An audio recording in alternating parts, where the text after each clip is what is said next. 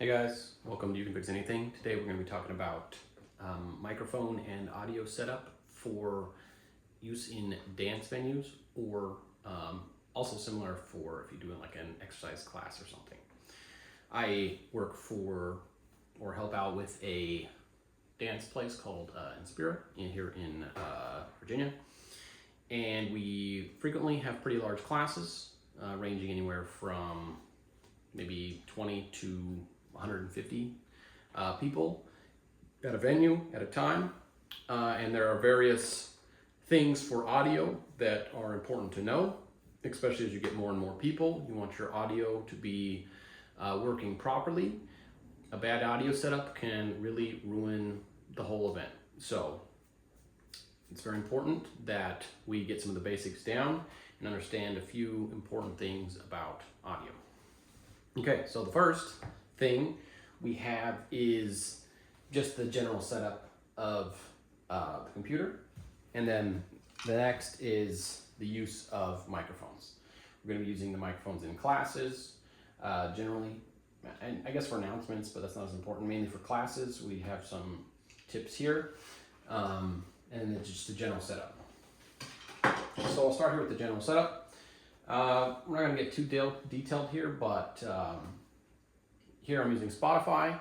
I'd recommend that if you're going to use Spotify, you're going to download. You want to download the app onto the PC. Now, if you use a PC or a Mac, doesn't matter. Just download the app, and then you can also download your playlist. So you want everything to be downloaded, so that way, if something happens with Wi-Fi there, you don't lose connection. Also, I do recommend using a computer. If you hook it up to your phone, you got to configure your phone so if someone calls or you get a text, it doesn't change the volume and it doesn't interrupt. It's just not worth the headaches, in my opinion. So always recommend a computer, hardwired.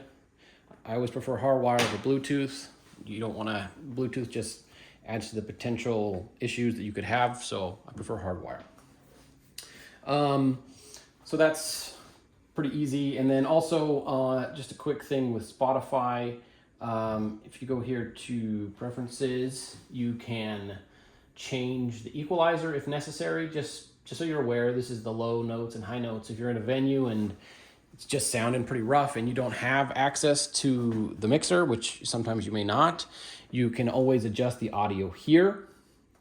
Something as far as how the audio sounds, you want the bass to be just a little bit higher than the treble. If the treble is too high, it just hurts the ears and it's not comfortable, and people may not recognize it unless it's really bad, but that discomfort, it's noticeable. It lessens the vibe, and you just don't want that. And it's such an easy fix for you to just pull up this bass a little bit if the treble is just sounding nasty.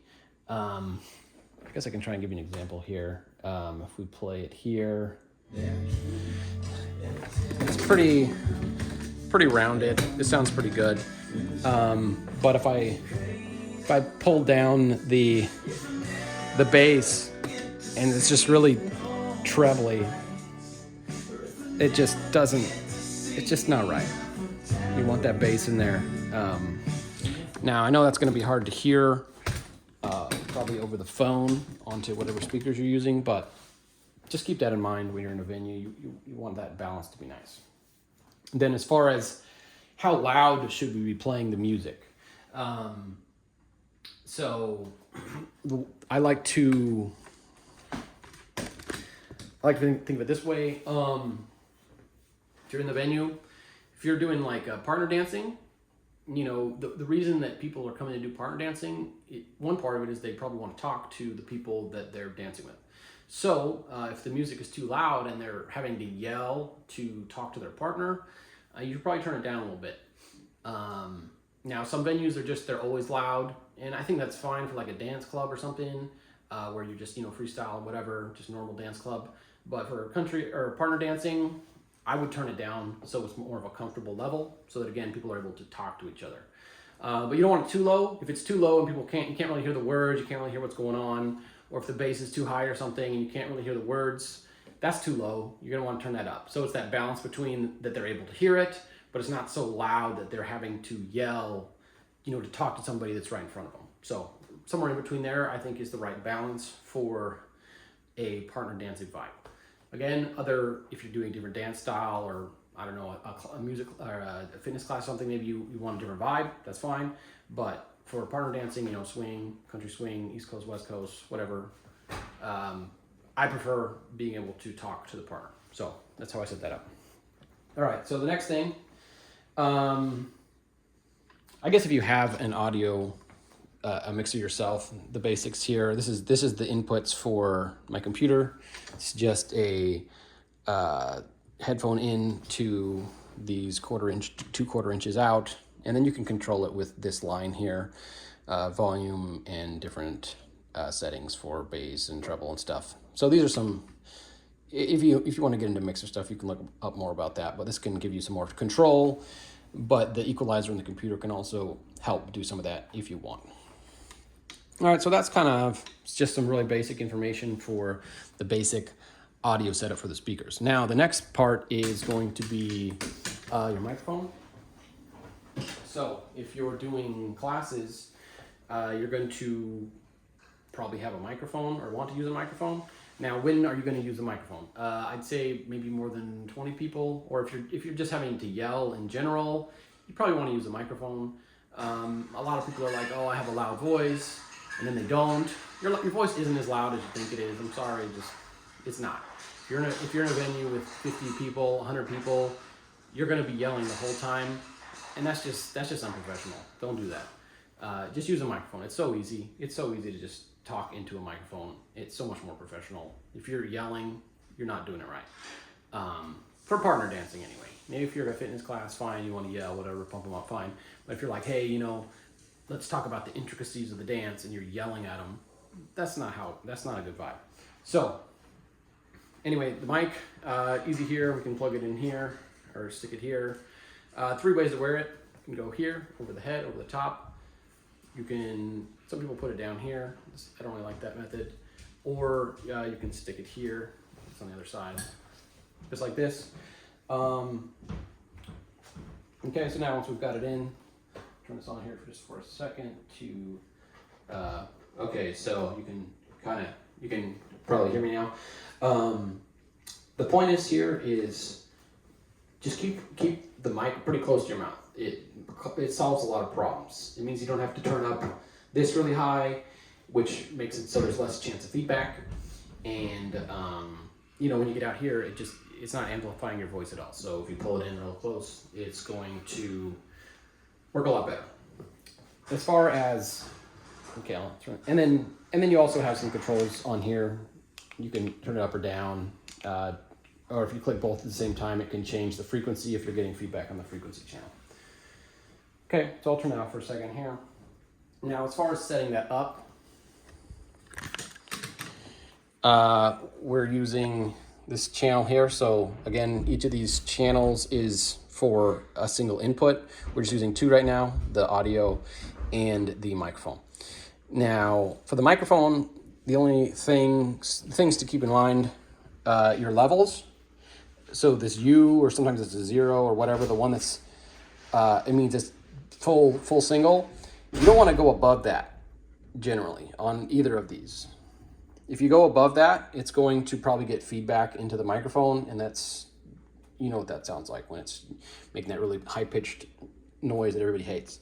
So if you keep these generally both of these below that center line, you have a much lower chance of getting feedback. The gain, I generally like to put this around 60% or so. That's just boosts the volume of the microphone. And then the last thing is, here's the equalizer, high, medium, low. I just leave the high and medium straight, just standard. And then the low, I cut this one. Because if you have a person with a deeper voice, and this is just at standard, it will pick it, these lower quality, cheaper mics will pick up that bass real heavy, and it just does not sound good. And it's hard to understand. So I always cut this down to about maybe 30% or so, 30-40%. So that's something to keep in mind as you set up the microphone. And there are other types of mixers you might see. So here's a cheaper mixer, but it's got the similar idea. You can put the mic in here.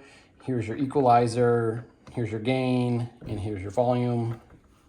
So nothing too different there. If you see a different mic or a different equalizer, a smaller one, they all function similarly.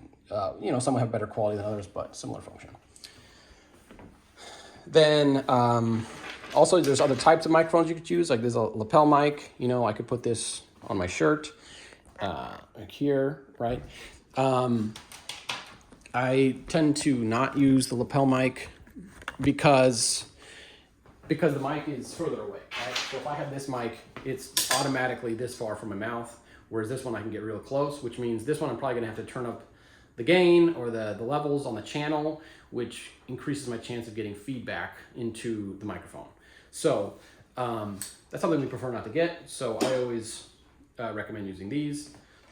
Now, if there are other issues with this mic, maybe it's like crackly or something, whenever you move it's crackly, that's either that this piece isn't pushed in all the way, or maybe there's like somebody pulled one of the wires and it's kind of messed up. You can just replace this. This piece is only, you can get this replacement for $3.50. I put the link in Amazon.